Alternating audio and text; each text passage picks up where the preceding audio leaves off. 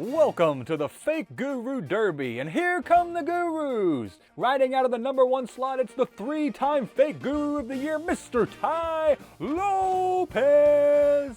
Riding next to him, the wild buck of the pack, the man's head who's so bald he could blind a pilot, Wes Peggy Watson! And finally, riding out of the 3 slot, the dark horse, Lucas Lee Tyson.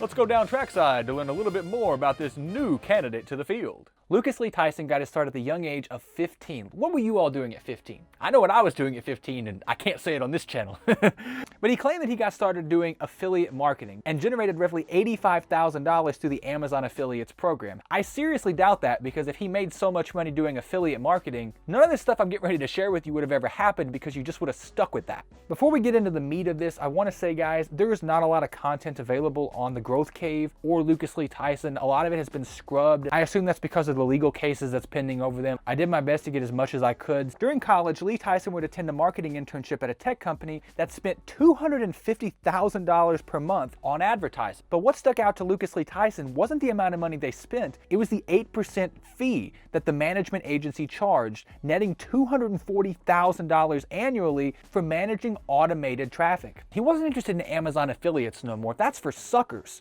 $85,000, what a noob. And this would lead to the beginning of his company, The Growth Cave. I'm gonna be honest with you guys, when I first heard this, I did not think it said Growth Cave. I was reading it, I thought it said The Goon Cave.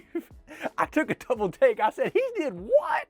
But no, it is The Growth Cave. And initially, Lee Tyson had enormous struggles. I know it's a surprise to you guys that this dude did not wake up one day and just find dollar bills just pouring out of his asshole. And he struggled because of, quote, a lack of sales skills and fear of client interaction. That's not my words. That actually comes from the source. And if you struggle with those two things, why in the world are you trying to do advertising like this? Find something that fits in your wheelhouse. After trying for 2 months and getting absolutely nowhere, bringing in a whopping 0 clients, he eventually pivoted to Upwork to do freelance works to do what he called bridging the gap in his sales abilities. Upwork, it's a cool platform. It allows people to freelance their services, make money on the side. Some people do it for a full-time job, but you're not going to be a baller by being on Upwork. As his business slowly evolved, it started to transition from a service-based agency into a training center. See, this shift was crucial because it moved the revenue source from the difficult work of managing ad campaigns for businesses and having to reach out to them and do the interacting with clients to now the model being selling courses on how to manage the ads. So basically, this guy had tremendous failure, did a little bit of freelance work on Upwork, and now he's selling a course on how to manage ads. I couldn't find any account of this guy actually managing ads for any company, let alone a company that's successful. But don't worry, guys, he's rushing to your aid like Prince Charming to help you learn how to do it. Before we get into the specific programs of the Growth Cave, I want to tell you about the method that they're using. It's something called the DRM method, the digital rental method. A better way to define this is rent and rank SEO. This is when a marketer builds a website for the sole purpose of ranking it on Google or some other search engine for a specific local keyword. For example, tow truck services in Phoenix, and then you rent the leads out to a local business owner. This is not a very good business model for a few reasons. The first one is that the Growth Cave's version of DRM diverges from this passive long-term asset strategy. Instead, it relies heavily on paid advertising, primarily through Facebook and Google Ads. If the Growth Cave stops putting money into these ads, or the companies decide, well, we're not interested in you, the leads vanish and it turns into a money pit immediately. Maybe it's me being skeptical, but if I was going to pay someone for leads, how do I know that they didn't just go and make up a bunch of random BS just to try to get me to buy it? Also, why could I not just make my own site and list myself on different services like Yelp or Trustpilot? But that's the methodology. Here's the program. It's the Knowledge Business Accelerator. This program was sold mainly through YouTube and Facebook advertisements, and the KBA promised that consumers could generate between, no joke, $20,000 and $50,000 per month in passive income. Now look at this kid right here. I'm gonna call him a kid because he's younger than me. Whenever someone says these ridiculous numbers, that's how you know they're just full of BS. It's like their entire being is just made up of turds. It's nothing but whenever they speak, ugh. Anyone who has any semblance in reality knows $50,000 per month is ridiculous. And even if these people do make a lot of money, they just go and blow it on a bunch of BS like sports cars or renting out a $10,000 per month mansion. You go in 10, 20 years, the cashier at Walmart's gonna have more money than any of these people. The KBA sales process followed a high-pressure strategy call format. People would get on a Zoom call. It would last anywhere from an hour to an hour and a half, mainly consisting of fluff and sales pitches, not really anything important. During these calls, sales representatives would pivot to aggressive closing techniques. Everyone has different closing strategies, but there's a difference between closing and trying to manipulate someone and trying to coerce them into making a terrible decision. Once enrolled, consumers discovered that the hand-holding and the customized ads that they were promised were largely non-existent. Not that they were bad, that they weren't really there at all. Instead of personalized expert guidance like they were promised, students were provided generic scripts and basic templates that required significant independent work to even be functional. You literally could just cut the growth cave out. They're doing literally nothing. Look at this guy. Do you really think he's going to give you something that gets to $50,000 per month? Come on, man. $50,000 a month in debt. As students began to struggle with the complexities of the KBA, Growth Cave realized that their failure was another opportunity for them to create a program to take more money from their clients. They introduced something called the DFM, the Digital Freedom Mastermind, a done-for-you upgrade costing anywhere between $30,000 and $50,000. The pitch for the DFM was that the Growth Cave's expert team would handle the entire creation and marketing of the student's digital course. Now, why anyone would sign up for this, given that the last templates they received were largely non-existent and the ones that were existent required significant work to even become functional, makes absolutely no sense to me. But let's talk about some of the obvious flaws with this as well. If you have a successful course or a successful model for the course, why would they tell you? They're obviously running a course. If they tell you their strategy, they're undermining their own business model.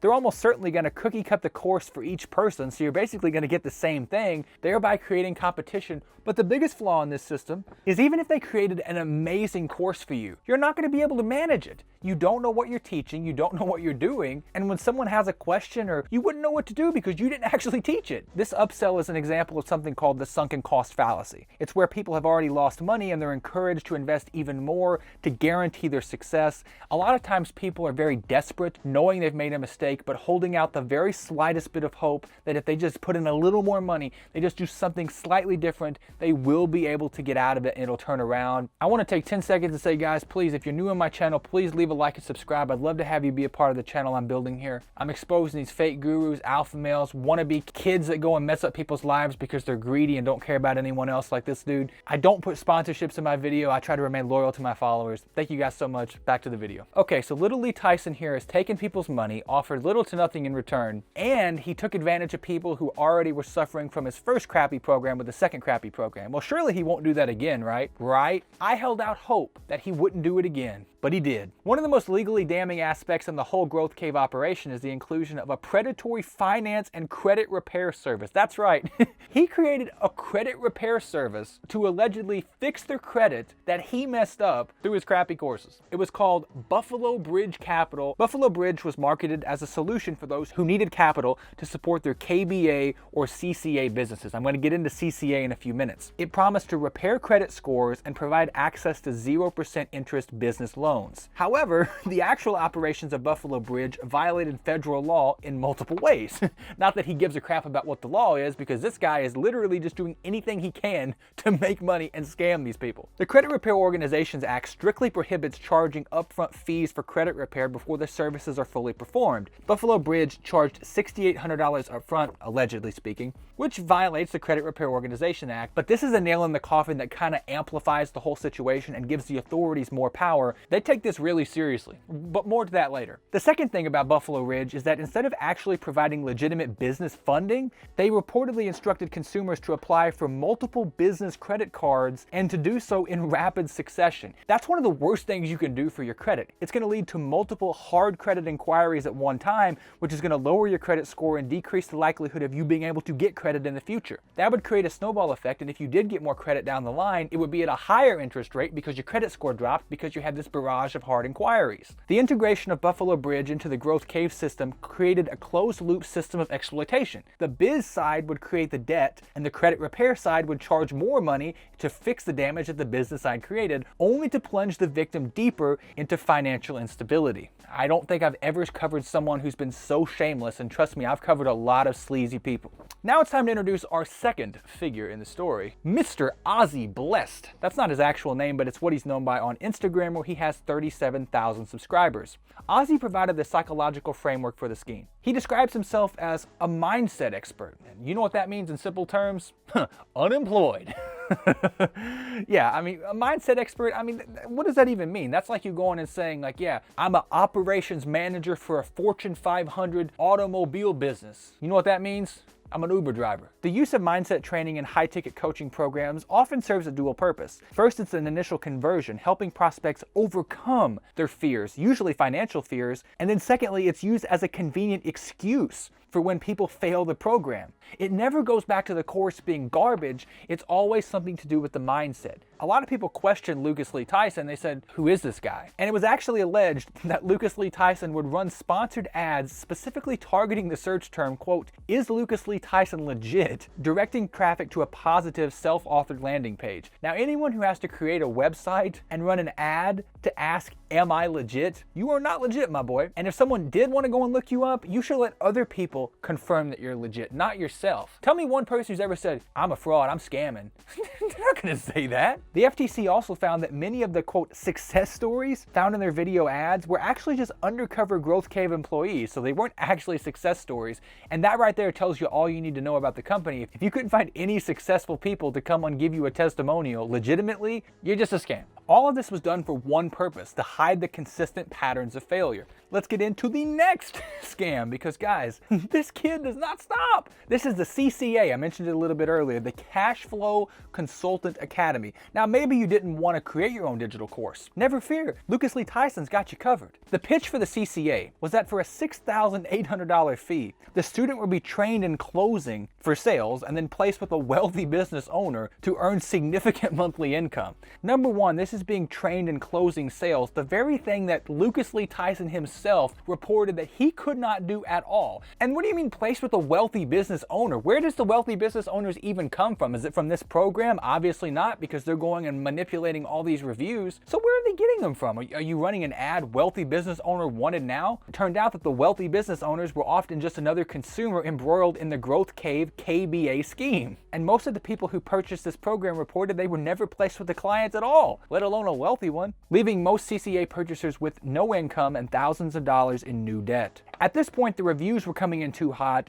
The FTC had to step in, and they did. In 2025, they filed a lawsuit against Growth Cave LLC, its primary officers, and several related entities. On March 7, 2025, the FTC announced that a federal court had temporarily halted the operations of Growth Cave. The assets were frozen, you're done. Remember what I said earlier about the Credit Repair Organization Act, where they created this credit repair thing and just basically scam people? That gave the FTC the authority to full stop this business right now. But don't think that's gonna stop Lucas Lee Tyson, because like I said, he doesn't give a crap about anything. He just wants to scam and he doesn't really care how he does it. The FTC discovered the defendants were attempting to bypass the injunction by rebranding their scams and using new corporate shells. That's right, the feds were on them. They're in the hot pan. The FTC even went as far as describing passive apps, one of the companies frozen in this later injunction, as having the exact same blueprint as the failed KBA program, even using, get this, the exact same testimonials. This trial is still ongoing. I believe they're in discussions for a settlement right now. I'll be honest with you, I think Lucas Lee Tyson would be lucky to avoid going to prison in this case. This has all been just my opinion. I want to make that clear. I'm going to always make that clear in my videos. Do your own research. I'm usually pretty compassionate, but I'm pretty excited to see the judge drop the hammer on these guys, especially this kid. I don't like him. But that's just about all there is here for this one, guys. Thank you so much for watching this video. I will let you know what happens in this case when it goes final. But until then, y'all have a nice week. I'll see you next time.